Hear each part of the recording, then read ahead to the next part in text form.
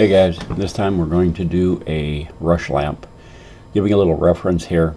In the past I was asked a question if these things were actually mounted in wood, and from historic accounts that I could find, that is accurate. And I wanted to give a little reference here. They're not all made with a wrought iron base. So these things are pretty quick and easy to build, and I am not going to be building the one that is depicted here. It's going to be a variation on that. Just wanted to give a little reference. I'm going to be building several of these for Christmas gifts this year, and they're quick and easy to build, so let's get started. Okay, so we're starting with two pieces, 3/8 inch round, 10 inches long, one slightly longer when I cut it, just came out that way, but it'll work into the plan. So when I build these, I do a twisted jaw on the tong. So I draw out about 2.5 inches and just turn it into a flat bar about half the thickness of the. So it doesn't matter what size bar you're using. These aren't under a lot of pressure. You could use 1/4 inch, make it a very fine thing. It wouldn't matter. Be very creative with these things. They're more aesthetic than anything.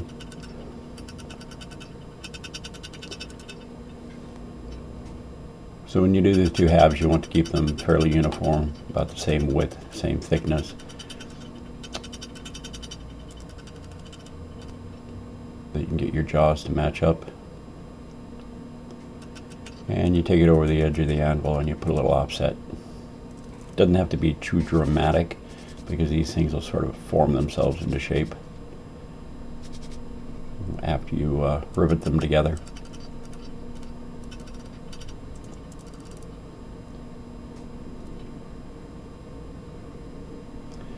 So you can see one is a little longer than the other, and that'll work out okay, because one end of this rush lamp is going to be a sort of a candle holder.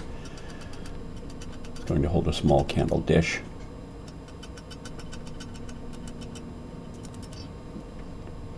And I was going to draw all this out by hand, and I was running out of time, so I decided that I would just use the power hammer, because I love using my power hammer.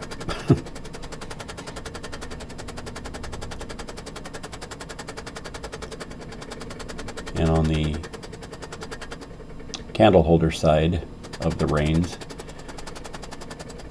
I drew that out about almost twice the length of the bar. Made it a real long, fine, thin taper so that it could wrap around this candle dish that it's going to hold. And on the opposite side, I basically turned it into a sharp spike.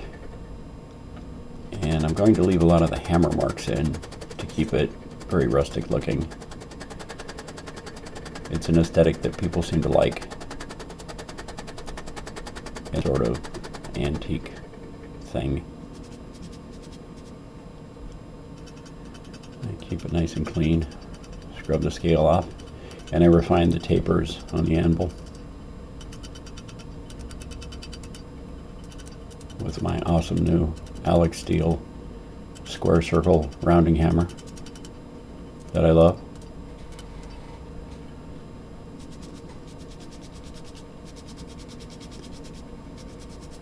And that metal gets thin in the forge, tends to scale up very quickly, get very hot. So I had to keep quenching the fine tips off as it was heating up so that they wouldn't burn off.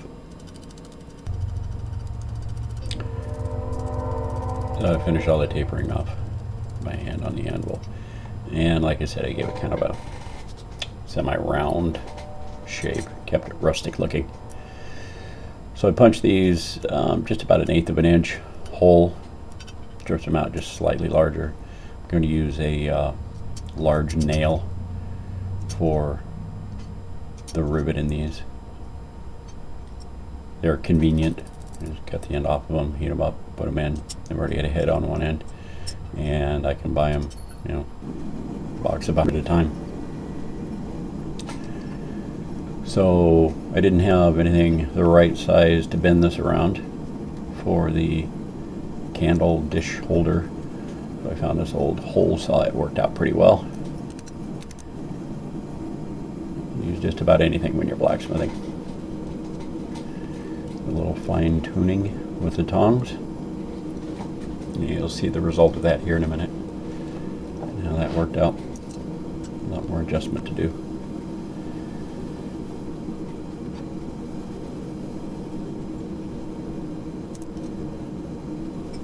I leave about, I don't know, 3/16, eighth of an inch of the nail sticking up and peen it over. And they work out pretty well. It saves a lot of time. And flip it over and fasten the head on the other side. Looks just like a rivet.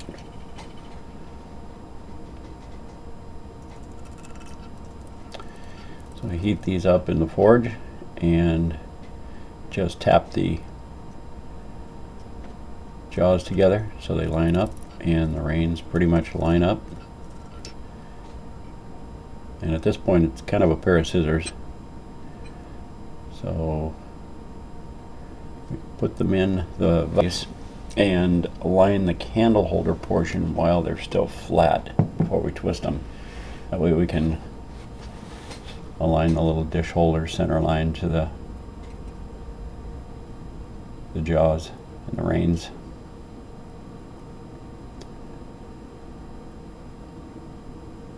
And there we go.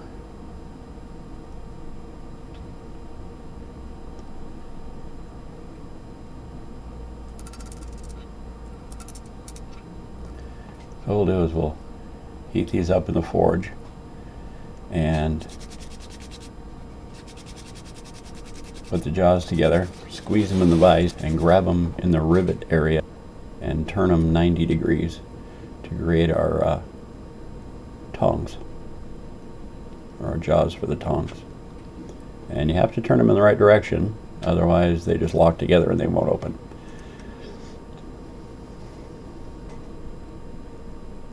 So there you go. Back over to the anvil, clean them up, round up corners, set the root a little bit more, and